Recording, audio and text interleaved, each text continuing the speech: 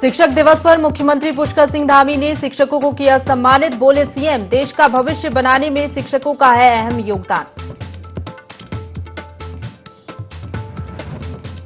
अल्मोड़ा पहुंचे मुख्यमंत्री ने शहीदों को किया नमन। सल्ट में बनाया जाएगा शहीद स्मारक। कहा, आजादी के दौरान सल्ट का रहा विशेष योगदान।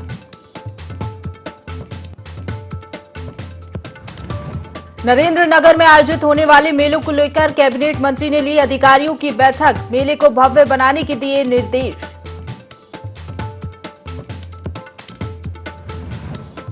देहरादून के सरखेत में आई आपदा का लिया कैबिनेट मंत्री गणेश जोशी ने जायजा। क्षेत्र में हो रहे पुनर्निर्माण कार्यों की ली जानकारी। आपदा पीड़ितों से भी की मुलाकात। नमस्कार, देहरादून लाइव देख रहे हैं आप। आपके साथ मैं हूं प्रशंसा। बुलेटिन की शुरुआत करेंगे देहरादून की बड़ी खबर के साथ, जहां राज्य सरकार ने बड़ी पहल की है। गरीब, अनाथ और कूड़ा बीनने वाले बच्चों के लिए सरकार ने नई पहल की है। तो बच्चों के लिए एक बड़ी पहल राज्य सरकार की ओर से की गई है। प्रत्येक जिले में आवासीय हॉस्टल बनाए जाएंगे। नेताजी सुभाष चंद्र बोस के नाम से हॉस्टल बनेंगे। शिक्षा विभाग खाने पीने और शिक्षा की व्यवस्था करेगा। आज सीएम धामी राजधानी देहरादून से इसकी शुरुआत करेंगे। तो बड़ी खबर देहरादून से बता रहे हैं, राज्य सरकार की नई पहल यहां पर सामने आई है। गरीब, अनाथ और कूड़ा बीनने वाले बच्चों के लिए सरकार ने नई पहल की है। प्रत्येक जिले में आवासीय हॉस्टल बनाए जाएंगे। तो नेताजी सुभाष चंद्र बोस के नाम से हॉस्टल बनेंगे। इसी खबर पर ज्यादा जानकारी के साथ principal correspondent Kailash phone line पर जुड़ गए हैं। कैलाश, एक नई पहल राज्य सरकार की ओर से की गई है, क्या जानकारी इसको लेकर? देखिए, बिल्कुल ये बहुत ही अच्छी पहल और नई पहल है राज्य सरकार की। और वाकई में इस वक्त जो शिक्षा मंत्री हैं डॉक्टर धन सिंह रावत, उनके द्वारा ये पहल की गई है। और जितने भी जो बच्चे हैं, अनाथ बच्चे हैं और जो कूड़ा बीनने वाले बच्चे हैं, इससे पहले कई सरकारें रही हैं, लेकिन ऐसी सोच किसी भी सरकार ने नहीं दिखाई, ऐसी पहल किसी सरकार ने नहीं की। और तारीफ करनी होगी इस वक्त शिक्षा मंत्री धन सिंह रावत की, और साथ ही जो मुख्यमंत्री हैं पुष्कर सिंह धामी कि उनकी जो सरकार है इस तरीके से विचार कर रही है। और अमूमन हमने देखा है प्रशंसा की, जो कूड़ा बीनने वाले बच्चे होते हैं या फिर जो अनाथ बच्चे होते हैं, अमूमन देखा जाता है कि शिक्षा से वो वंचित रह जाते हैं, जिसके कारण उनको मजबूरन इस तरह के काम करने पड़ते हैं। लेकिन इस वक्त जो शिक्षा मंत्री हैं वो दिल्ली गए थे, दिल्ली दौरे पर उन्होंने केंद्रीय मंत्रियों से मुलाकात की। अब एक नई पहल होने जा रही है राज्य सरकार की ओर से, और नेताजी सुभाष चंद्र बोस के नाम से तमाम जिले जो मुख्यालय है, उन तमाम जिला मुख्यालयों में इस तरह के हॉस्टल्स बनेंगे, जिनकी पूरी देखरेख शिक्षा विभाग द्वारा की जाएगी, जिनका पूरा खर्चा वहन शिक्षा विभाग द्वारा किया जाएगा। और ये जो बच्चे हैं, इनको न सिर्फ हॉस्टल में जगह मिलेगी, बल्कि इनको तालीम भी दी जाएगी राज्य सरकार द्वारा। और उसके अलावा मैं आपको जानकारी और दे दूं कि आज मुख्यमंत्री द्वारा इसकी शुरुआत की जा रही है राजधानी देहरादून से ही, जहां पर एक निजी जो ट्रस्ट है, उस निजी ट्रस्ट ने 200 वंचित छात्र छात्राओं के लिए हॉस्टल बनाया है, जहां पर वो छात्र रह सकते हैं। तो इसकी शुरुआत हो चुकी है और जल्द ही ये जो पूरी योजना है धरातल पर उतरती नजर आएगी। बिल्कुल। और कैलाश, इससे कहीं ना कहीं राज्य सरकार पर बोझ भी आएगा, क्योंकि अगर बात करें तो बड़ा और लंबा खर्चा इसमें होगा। साथ ही करें तो जिस तरीके से आपने जिक्र किया कि 200 वंचित बालिकाओं के लिए यहाँ पर आश्रय गृह बनाया जा रहा है, जाहिर सी बात है उनको आशियाना मिलने जा रहा है, खुशी होगी उन लोगों में। और अगर बात करें तो इसका लाभ अगर ज्यादा से ज्यादा लोगों को मिलता है तो राज्य सरकार को भी इसका फायदा होगा, ऐसे लोगों को भी फायदा होगा। तो जाहिर बात है आगे भी इस योजना को, इस पहल को आगे बढ़ाया जाएगा। हाँ, देखिए, जाहिर तौर पर देखिए कहीं ना कहीं सरकार पर आर्थिक बोझ तो इसका जरूर पड़ेगा, लेकिन इसमें केंद्र सरकार भी पूरी मदद कर रही है। केंद्र सरकार भी इस योजना में अपना पूरा समर्थन कर रही है। और निसंदेह इसमें कोई दो राय नहीं कि जिस वर्ग को हम तिरस्कार करते हैं, जिस वर्ग का हमेशा समाज तिरस्कृत नजरों से देखता है, वही लोग अब उनको छात्रावास मिल पाएंगे, उन बच्चों को शिक्षा मिल पाएगी, वो बच्चे भी अन्य बच्चों की तरह एक माध्यम से जुड़ पाएंगे। तो कहीं ना कहीं इस पहल को बहुत ही सराहनीय माना जा रहा है। और आज जिस तरीके से जो 200 छात्र और छात्राएं हैं जिनको नया आशियाना मिलेगा, जिनको हॉस्टल मिलेंगे, तो जाहिर तौर पर उनके लिए आज का दिन बहुत ही ऐतिहासिक होने जा रहा है, जो राज्य सरकार ने जो उनके लिए पहल की है। हालांकि एक निजी ट्रस्ट द्वारा मैं आपको बता रहा हूं कि एक पहल की गई है, लेकिन कहीं ना कहीं सरकार का इसके ऊपर पूरा हाथ है। और सरकार कोशिश कर रही है कि आज जिस तरीके से पहल की गई है, इसी तरीके से इस पहल को धरातल पर उतारा जाए और बहुत जल्द इस योजना को धरातल पर पूर्णतः कर लिया जाए। बिल्कुल। और कैलाश, अगर बात करें देहरादून में अभी निजी ट्रस्ट द्वारा जो आश्रय गृह बनाया गया है उसका आज उद्घाटन होने जा रहा है। अगर ये वाकई अच्छे से काम किया, जिस तरीके से कोशिश की जा रही है और जो सोच है, अगर ये सोच बेहतर तरीके से आगे बढ़ी तो निश्चित तौर पर जो और भी जिले हैं वहां पर भी ये पहल की जा सकती है। अब बिल्कुल देखिए प्रशंसा, इसमें कोई दो राय नहीं कि कई ऐसे उद्योगपति इस देश में मौजूद हैं, इस प्रदेश में मौजूद हैं, जो इस तरह के नेक काम करते रहते हैं। अगर यहाँ पर कई ऐसे एनजीओज हैं जो पहले भी इस तरह के काम करते आए हैं, लेकिन जब सरकार किसी काम में हस्तक्षेप करती है तो जाहिर तौर पर उन चीजों को अमली जामा पहनना शुरू हो जाता है, या फिर वो चीजें यहाँ पर शासन प्रशासन दोनों की नजरों में आ जाती हैं। इससे पहले कई मर्तबा कई एनजीओज इस तरह का काम कर चुकी हैं। कई यहाँ पर चाहे किताबें बांटने का मामला हो, शिक्षा दीक्षा देने का मामला हो, यहाँ पर आशियाने देने के मामले हो, लेकिन अब जब सरकार ने खुद इसमें हस्तक्षेप कर लिया है तो जाहिर तौर पर ये एक बहुत बड़ा मूवमेंट है सरकार का, ये बहुत बड़ा मूवमेंट है शिक्षा मंत्री का। और कोशिश यही है कि यहाँ पर जो पूरा अमला है, सरकारी अमला, वो इसमें लगेगा और यहाँ पर जो चीजें हैं, चीजें व्यवस्थित हो पाई। जी चलिए, बहुत शुक्रिया आपका हमारे साथ जुड़ने के लिए कैलाश, और तमाम जानकारी के लिए।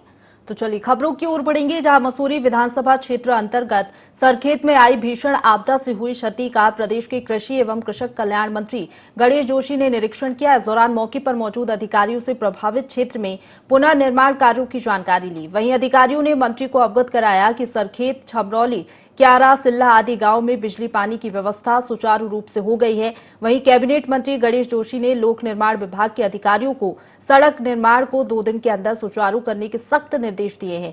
इसके साथ ही मंत्री ने सरखेत के आपदा प्रभावितों के विस्थापन प्रक्रिया में तेजी लाने और शीघ्र ही जमीन तलाश कर प्रभावितों को विस्थापन किए जाने के भी निर्देश दिए हैं।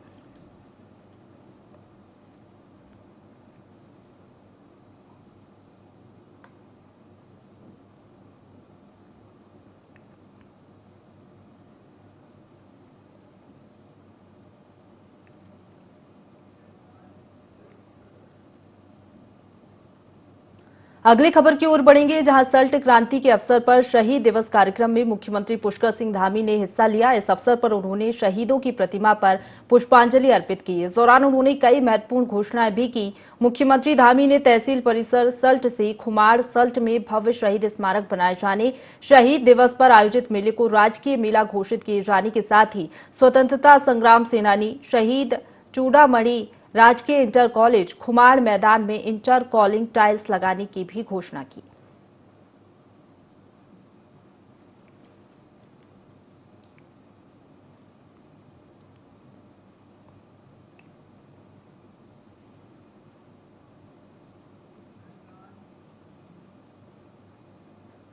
आगे बढ़ेंगे, जहां हल्द्वानी में जगह जगह गणेश महोत्सव का आयोजन किया जा रहा है, जिसके चलते लोगों ने समापन के मौके पर नगर में भव्य शोभा यात्रा निकाली। गणेश महोत्सव की मूर्ति विसर्जन के दौरान अनोखे प्रकार की झांकियां निकाली गईं। बता दें कि महाराष्ट्र प्रमुख पर्व गणेश चतुर्थी हल्द्वानी में भी बड़े जोरों शोरों से मनाया जाता है।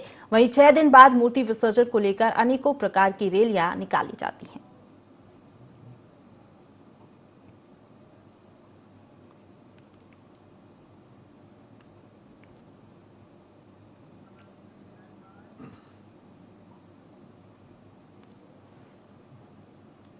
आगे बढ़ेंगे, जहां मुख्यमंत्री पुष्कर सिंह धामी ने शिक्षक दिवस के अवसर पर 8 छात्र छात्राओं को पंडित दीनदयाल उपाध्याय शैक्षिक उत्कृष्टता पुरस्कार से सम्मानित किया, जिन्होंने साल 2022 की परिषदीय परीक्षा में टॉप किया था। सीएम आवास कार्यालय के मुख्य सेवक सदन में ये कार्यक्रम आयोजित किया गया।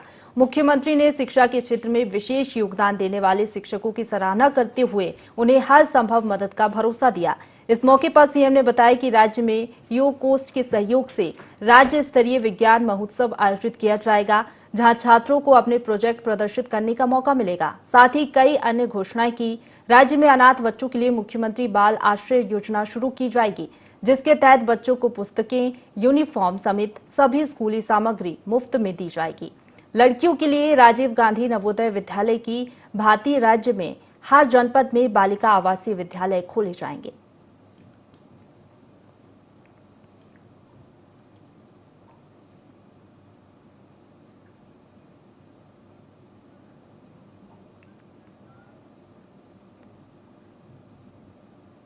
अगले खबर की ओर बढ़ेंगे, जहां शिक्षक दिवस के अवसर पर चंपावत जिले में उत्कृष्ट कार्य करने वाले शिक्षकों का सम्मान किया गया। चंपावत के डीएम नरेंद्र सिंह भंडारी ने 28 शिक्षकों को प्रशस्ति पत्र देकर सम्मानित किया। मुख्य शिक्षा अधिकारी जितेंद्र सक्सेना भी इस दौरान मौजूद रहे। कार्यक्रम में जनपद स्तर के राजकीय उच्चतर माध्यमिक विद्यालय, इंटर कॉलेज से लेकर प्राथमिक विद्यालय के शिक्षकों का सम्मान हुआ। इस दौरान जिला अधिकारी ने कहा कि ब्लॉक स्तर पर एक कमेटी बनाई जाएगी जो हर महीने मॉनिटरिंग करेगी, जिससे सरकारी स्कूलों में शिक्षा के स्तर को बेहतर किया जा सके। ब्लॉक के 7 टीचर 28 टीचर को सम्मानित किया गया है और हम चाहते हैं कि जो उनके द्वारा प्रदर्शन किया जा रहा है वैसे ही बाकी टीचर्स भी मोटिवेट हों। तो हम इसके लिए एक पोर्टल भी बनाएंगे जिसमें जो हमारे जनपद में अभिनव प्रयास किए जा रहे हैं वो सब बाकी टीचर्स भी उससे सीख लें और ताकि पूरे जनपद में शिक्षा का लेवल जो है बढ़ाया जा सके। और जहाँ तक क्लास 12 की बात है और क्लास 10 की बात है पास परसेंटेज की, तो उसमें मुख्य शिक्षा अधिकारी से कहा गया है कि टीचर्स की जो ACR लिखी जाए तो वो पास परसेंटेज के बेसिस, परफॉर्मेंस बेसिस पे ही लिखी जाए। तो वो इस संबंध में आदेश भी जारी कर रहे हैं। और हम जो हमारे ब्लॉक में जो बेस्ट टीचर्स हैं, जो भी जैसे 10 स्कूल आएंगे बेस्ट में, तो उनका रैंकिंग करेंगे कि हमारे ब्लॉक के कौन कौन से स्कूल्स बहुत अच्छे हैं और उनको मतलब रेगुलर बेसिस पे पुरस्कार भी देंगे। और 60 स्कूलों का हम चयन कर रहे हैं जिसमें हम उनको फॉलो करेंगे पूरे साल, उनका मॉनिटरिंग करेंगे और देखेंगे कि उनका परफॉर्मेंस कैसे इम्प्रूव होता है। जनपद चंपावत के 28 शिक्षकों को जिलाधिकारी महोदय के द्वारा सम्मानित किया गया है। उनको प्रशस्ति पत्र और मोमेंटो विद्यालयी शिक्षा एवं समग्र शिक्षा के सौजन्य से प्रदान किए गए हैं। डीएम साहब ने हम लोगों को निर्देशित किया है कि जो विद्यालय और शिक्षक उत्कृष्ट कार्य कर रहे हैं, उत्कृष्ट प्रदर्शन कर रहे हैं, उनको पुरस्कृत किया जाए, उनको सम्मानित किया जाए, जिससे कि अन्य विद्यालय, अन्य शिक्षक भी उसको फॉलो कर सकें और एक जनपद में शिक्षा का माहौल बन सके। आगे बढ़ेंगे। शिक्षक दिवस के अवसर पर राजभवन सभागार में सम्मान कार्यक्रम रखा गया, जहां राज्यपाल लेफ्टिनेंट जनरल गुरमीत सिंह ने 39 शिक्षकों को शैलेश मचियानी राज्य शैक्षिक पुरस्कार से सम्मानित किया। साल 2018 और 2021 के लिए चयनित शिक्षक शिक्षिकाओं को ये पुरस्कार दिए गए हैं। इसके अलावा राज्यपाल ने राष्ट्रीय शिक्षक पुरस्कार पाने वाले 2 शिक्षकों को भी सम्मानित किया। इस दौरान प्रदेश के शिक्षा मंत्री डॉक्टर धन सिंह रावत भी मौजूद रहे। राज्यपाल ने पुरस्कृत शिक्षकों को प्रेरणा स्रोत बताते हुए सभी के कामों की सराहना की। इस मौके पर शिक्षा मंत्री ने कहा कि उत्तराखंड पहला राज्य है जिसने राष्ट्रीय शिक्षा नीति को लागू कर लिया है।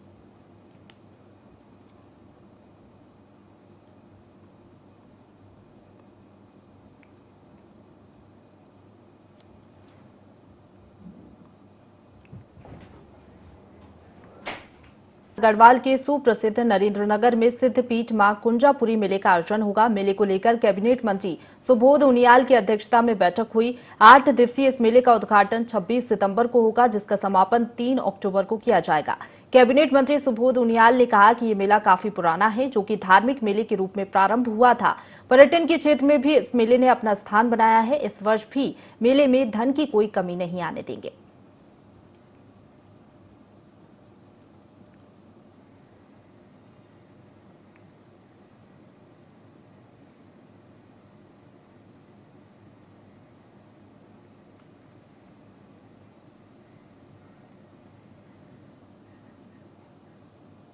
आगे बढ़ेंगे। त्रिस्तरीय पंचायत चुनाव की तैयारियां जोरों पर हैं। चुनावी व्यवस्थाओं का जायजा लेने के लिए मुख्य विकास अधिकारी प्रतीक जैन चुनाव मंगलोर पहुंचे। विकास खंड कार्यालय के कर्मचारियों को व्यवस्था दुरुस्त करने के दौरान उन्होंने निर्देश दिए। उन्होंने बताया कि 6 सितंबर से लेकर 8 सितंबर तक नामांकन पत्र जमा किए जाएंगे। नारसन विकासखंड में पंचायत चुनाव को लेकर ग्राम पंचायत सदस्यों के लिए 8 ARO और क्षेत्र पंचायत के लिए 4 ARO नियुक्त किए गए हैं। यहाँ पे नॉमिनेशन पेपर रिसीव किए जाएंगे। तो जो ग्राम प्रधान हैं और ग्राम पंचायत सदस्य हैं उनके लिए हमने यहाँ पे 8 AROs डिप्यूट कर रखे हैं। वैसे ही जो क्षेत्र पंचायत सदस्य हैं उनके लिए 4 ARO डिप्यूट कर रखे हैं।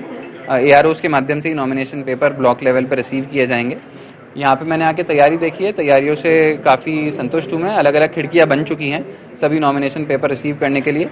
साथ में नो ड्यूज सर्टिफिकेट लेने की भी अलग खिड़की बना रखी है, अलग पटल बना रखा है। वैसे ही बिक्री भी जो है वो 6, 7, 8 को चलती रहेगी।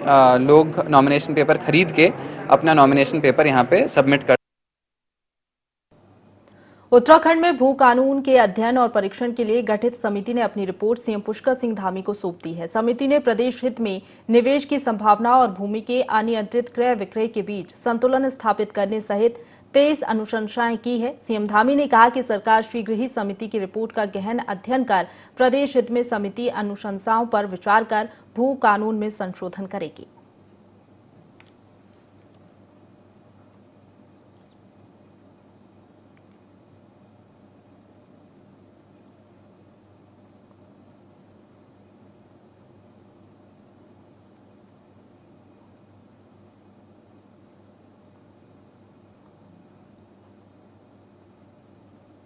आगे बढ़ेंगे। देहरादून बीजेपी के प्रदेश प्रवक्ता सुरेश जोशी ने कांग्रेस पर जमकर निशाना साधा। उन्होंने कहा कि देश आजाद होते ही कांग्रेस ने भ्रष्टाचार करना शुरू कर दिया था। 1948 में कांग्रेस ने जेब घोटाला किया था। सन 2002 में राज्य में जब कांग्रेस की सरकार बनी तो कई घोटाले किए। बीजेपी ने विपक्ष में रहते हुए इस मुद्दे को उठाया था। तब कांग्रेस सरकार ने मजबूरन अधिकारियों को निलंबित किया था। जोशी ने कहा कि सीएम ने पेपर लीक मामले में जांच बिठाकर कई लोगों को सलाखों के पीछे भेजने का काम किया है। इस कांड में जो भी दोषी पाया जाएगा उसे छोड़ा नहीं जाएगा। उन्होंने विपक्ष पर आरोप लगाते हुए कहा कि जब कांग्रेस की सरकार थी तो इनकी नैतिकता कहां थी, लेकिन बीजेपी की सरकार ने जो भी कहा उसको पूरा किया है।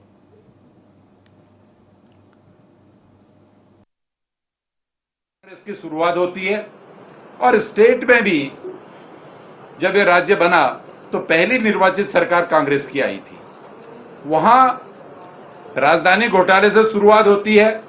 उसके बाद दरोगा भर्ती घोटाला, पटवारी भर्ती घोटाला, उसके बाद न जाने कितने घोटाले, छात्रवृत्ति घोटाला, उद्यान घोटाला, एनएच घोटाला और साथ ही साथ 194 पदों का, जिसमें इन लोगों ने कॉल लेटर भी जारी कर दिए थे 2016 के दरमियान, वो घोटाला भी आ जाता है। तो अब आप कल्पना करिए, ऐसे दल के लोग जिनका जन्म घोटालों से हुआ है और जो घोटालों की संस्कृति में पल रहे हैं, बढ़ रहे हैं, वो लोग भारतीय जनता पार्टी पर आरोप लगा रहे हैं।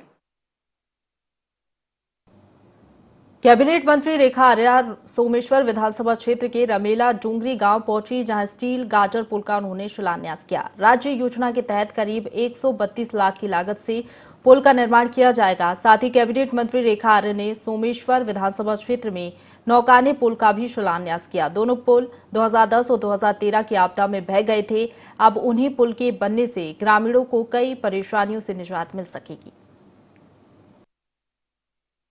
हमारे पहाड़ी क्षेत्रों में नदी का प्रवाह हमेशा से रहा है और नदी के प्रवाह में आर पार जो है हमारे गांव बसे हुए हैं और ये पुल जो है वो दोनों क्षेत्रों को जोड़ने का काम करता है, जिसमें हमारे बच्चे भी, हमारे बुजुर्ग भी, हमारी गर्भवती महिलाएं भी, हमारे स्वस्थ व्यक्ति, सभी ग्रामवासी जो है आवागमन का काम करते हैं। में हमारे दो ये महत्वपूर्ण पुल, जो कि एक नैकाना में और दूसरा रमेला डुंगरी में था, वो बह गए थे, जिसके कारण से आज तक वह पुल नहीं बन पाए थे। कि आज हमें इन दोनों ही पुलिया का जो है आज शिलान्यास किया गया। समस्त हमारी ग्रामीण महिलाएं आज बेहद खुश है कि उनको जो है अब ये पुल, जब कभी भी नदी का तेज प्रवाह होगा तो उनको बहुत अधिक घूम के जाना नहीं पड़ेगा, बल्कि इस पुल के माध्यम से रोजमर्रा की जो उनकी चीजें हैं उसका भी, और साथ साथ में हमारे स्कूली बच्चे हैं उनका भी आवागमन जो है अब बहुत सुलभ हो सकेगा। उत्तराखंड में इन दिनों यूके SSSC पेपर लीक जांच के बाद कई विभागों में घोटाले के मामले लगातार सामने आ रहे हैं। तो वही कर्मकार कल्याण बोर्ड में हुई गड़बड़ी को लेकर लैंसडाउन से भाजपा विधायक दिलीप सिंह रावत ने सरकार को कटघरे में खड़ा कर दिया है। उन्होंने कहा कि कर्मकार कल्याण बोर्ड में 5 से 700 करोड़ के घोटाले का मामला उनके संज्ञान में है, जिसको लेकर उन्होंने मुख्यमंत्री पुष्कर सिंह धामी को बताया है, जिस पर मुख्यमंत्री पुष्कर सिंह धामी ने उन्हें आश्वासन दिया है कि इस मामले की भी जांच की जाएगी। मेरा कहना है कि मैंने पहले भी कर्मकार बोर्ड पे कहा था और उसमें मैं समझ से 500-700 करोड़ का लगभग मुझे जो घोटाला नजर आता है, जिसमें अनियमितताएं हुई हैं, तो मेरा माननीय मुख्यमंत्री जी ने मुझे आश्वस्त किया है कि मैं उस पर जांच करूंगा। आगे बढ़ेंगे। उत्तराखंड में भर्ती घोटाले का मामला लगातार तूल पकड़ते जा रहा है। वहीं इस मामले को लेकर बीजेपी प्रदेश मीडिया प्रभारी का कहना है कि पार्टी के केंद्रीय नेतृत्व पहले ही इस मामले में संज्ञान ले चुका है। बीजेपी सरकार जीरो टॉलरेंस पर काम करने वाली सरकार है। उन्होंने कहा कि सरकार सतर्कता से जांच करवा रही है और अभी तक 33 लोग इस जांच के दायरे में आ चुके हैं। वहीं उन्होंने कहा कि मुख्यमंत्री धामी स्पष्ट कर चुके हैं कि कहीं भी अगर कोई गड़बड़ी होती है तो किसी को भी बख्शा नहीं जाएगा। हमारी Bharatiya Janata party zero tolerance की नीति पर काम करती है। हमारे यशस्वी मुख्यमंत्री माननीय पुष्कर सिंह धामी जी ने जिस तरह से उत्तराखंड राज्य निर्माण के बाद आपको पहली बार लगा होगा किसी प्रकार से जो गड़बड़ियां सामने आई हैं उसको लेकर के इतनी जांच, इतनी सतर्कता के साथ जांच की जा रही है और जांच आगे बढ़ रही है। कई करीब 32-33 लोग अरेस्ट हो गए हैं और जेल जा चुके हैं। इसी प्रकार से माननीय मुख्यमंत्री जी का स्पष्ट कहना है कि प्रदेश के अंदर किसी भी चीज में कहीं कोई गड़बड़ की शिकायत आएगी तो उसको किसी भी प्रकार से बख्शा नहीं जाएगा और उसके खिलाफ कड़ी से कड़ी कार्रवाई।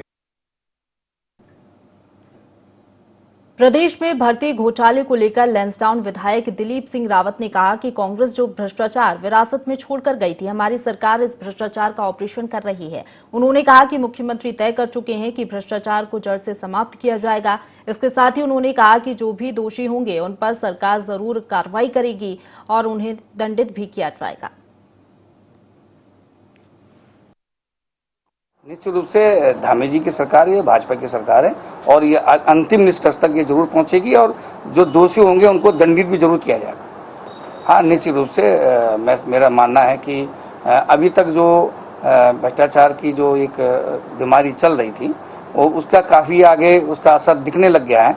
तो अब माननीय मुख्यमंत्री जी ने ये निश्चित किया है कि हम अब की बार इसका पूरा ऑपरेशन करेंगे और आगे ना हो ये बीमारी, उसका भी इलाज अच्छी तरह से करेंगे।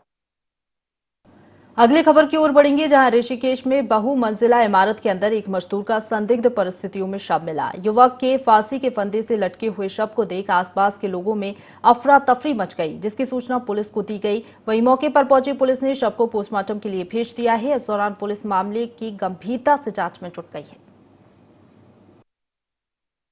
एक लड़का ने देखा था सवेरे 8 बजे करीब, तब बताया सबको जैसा ऐसा बात है। उस समय कोई नहीं था, रात का बात है सर। तो पता नहीं, अब उसको मन के बाद किसी को बताया नहीं क्या हुआ नहीं हुआ। काम किया था दिन भर वो तो। इसी के साथ बुलेटिन में फिलहाल इतना ही। खबरों का सिलसिला लगातार जारी है, आप बने रहिए हमारे साथ।